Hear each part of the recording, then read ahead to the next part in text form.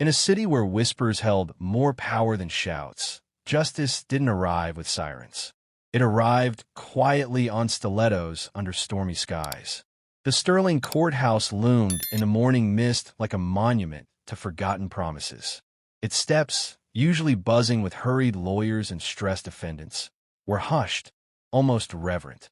This was the kind of stillness that preceded something seismic. And then she arrived, Aaliyah Vance. Her name was already a legend in legal circles. A black woman who dismantled corruption not with noise, but with precision. Clad in a slate-gray suit that whispered wealth without screaming it, she moved with the ease of someone who knew the game and the rules and had rewritten most of them. In her hand, a worn leather briefcase. No entourage, no theatrics, just a woman forged in fire, but power rarely passes unchallenged. At the courthouse entrance, Officer Wallace Thorne waited like a rusted gatekeeper. Late 50s, his muscles gone a gristle. His badge gleamed brighter than his conscience. Years of unchecked authority clung to him like sweat. He spotted Aaliyah and straightened, though the sneer on his face never faded. "Step out of line, ma'am," he barked, loud enough for the guards nearby to glance up, then quickly away. Aaliyah paused.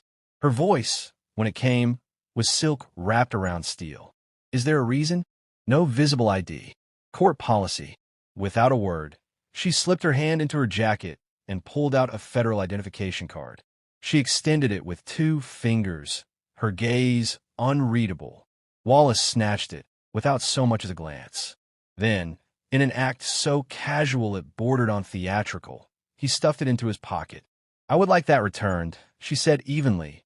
Wallace smiled, slow and mean. "In a hurry, sweetheart." The word hit the air like a slap.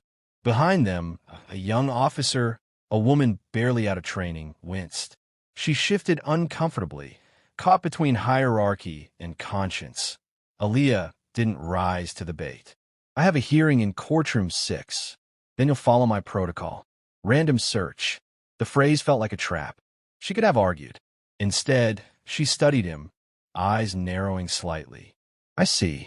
She followed him, not because she had to, but because she wanted to see the rod up close. Down a dim hallway, they walked past flickering lights and peeling paint. At the end, a narrow door creaked open into a claustrophobic room. A single metal chair, a table, and the stale stench of silence. "No cameras," she noted. "No distractions," he replied. "This isn't legal." He didn't answer. He just pointed to the chair. When she didn't comply, his hand shot out. Rough fingers yanked her hair back with sudden violence. Her head snapped, but her expression didn't break. "You just made a mistake," she said softly, eyes blazing. Wallace leaned in, lips curled. "You people always think you're untouchable." She stared into him, not blinking. "And men like you always think no one's watching." He laughed and tossed her ID onto the table. "You're free to go. Courtroom 6 is that way." Aaliyah adjusted her hair, retrieved her ID, and walked out slowly, deliberately. If Wallace had even a flicker of instinct left, he would have felt the shift in the air. He had not humiliated her. He had awakened her. And Aaliyah Vance, when awakened, did not retreat. She transformed. At courtroom 6, murmurs filled the room. The prosecutor whispered to his assistant. The defense lawyer tapped nervously at his notes. A judge had yet to arrive, but all felt the weight of something coming. Then came the sound, not loud, but unmistakable. The rhythmic, deliberate click of heels down the corridor. Each step closer like the ticking of a fuse. The rookie officer near the bench stiffened. She knew that walk now. The doors creaked open. Everyone turned. The prosecutor dropped his pen. The public defender blinked twice. Even the defendant, an older man with tear-streaked cheeks, sat up straighter because the woman entering wasn't just a judge. She was justice incarnate. But something was different. Her posture was the same, but there was a chill now, a stillness that spoke of storms to come. Aaliyah moved to the bench without acknowledging a soul. Her eyes scanned the courtroom, sharp and calculating. She reached into her briefcase, not for papers, but for a small recorder. She placed it on the bench beside her gavel, her expression unreadable. "Court is now in session," she announced, her voice slicing through the room. The court clerk stood confused. But, Your Honor, this isn't your case. Judge Halford won't be presiding today, she said simply. The bailiff stepped forward, uncertain. Ma'am, should I? You'll sit. You'll listen. She leaned forward, the corners of her mouth curving ever so slightly. Because what's about to be revealed concerns every soul in this building. The courtroom fell into stunned silence. And just as the gavel hovered in her hand, ready to fall, the side door creaked open behind her. Someone was coming. Someone she had been expecting. And everything was about to change. Aaliyah Vance entered the courtroom, not in her judicial robe, but in the same slate gray suit that had already made a statement hours earlier. Her presence shifted the energy in the room. Conversations stopped mid-sentence. Papers froze in midair. Even those who didn't know who she was instinctively sat straighter. She didn't look left or right. She simply walked to the bench, climbed the steps with calm authority, and sat down. The silence was reverent. Even the hum of the fluorescent lights seemed to hush in her presence. Is today's docket prepared? She asked, her voice unwavering. Yes, Your Honor. The clerk replied, clearly rattled but trying to maintain composure. Aaliyah adjusted the microphone. Then call Officer Wallace Thorne to the stand. The courtroom froze. Whispers rose like smoke before vanishing under the weight of confusion and shock. From a side door, Officer Thorne entered. His usual swagger was absent. He looked like a man walking towards something he couldn't see but already feared. Gone was the arrogance, replaced with a flickering unease. State your full name and your position in this courthouse, Aaliyah said coolly.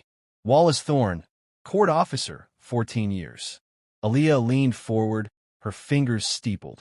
How many times in your career have you conducted a random search on a federal judge? Wallace hesitated. None. Except today. And under what grounds did you do so? He fumbled for words, but Aaliyah didn't wait. You didn't follow protocol. You didn't check credentials. You abused your position. Two court officers moved from the back, silent and swift. They stepped beside Wallace. Before he could react, the cold click of handcuffs echoed across the room. Gasps rippled through the audience. The defense attorney sat frozen. Even the prosecutor was silent. This is not about one incident, Aaliyah continued, her tone sharpened by purpose. She opened her briefcase and withdrew a thick file. This contains 27 written complaints from women, black women, she stated. Interns, administrative assistants, maintenance workers, all subjected to humiliation, verbal abuse, and physical intimidation. All silenced. She flipped to an internal memo. Quote, Thorne is aggressive but efficient. Do not escalate unless media becomes involved. That was the system's answer. She paused, letting the weight of the words settle. But I am the media now. She turned to the clerk and handed over a new document. This is the Vance Directive. Starting today, all officers and court personnel in this district will undergo quarterly audits. Mandatory unconscious bias training. Any future acts of discrimination will result in immediate suspension and federal review. A hush fell over the room, not from fear, but from realization. Aaliyah rose from the bench, standing tall before the court. I don't raise my voice. I don't throw punches. I walk in rooms where I was never invited and make my presence felt because justice doesn't need to shout. It only needs to be heard.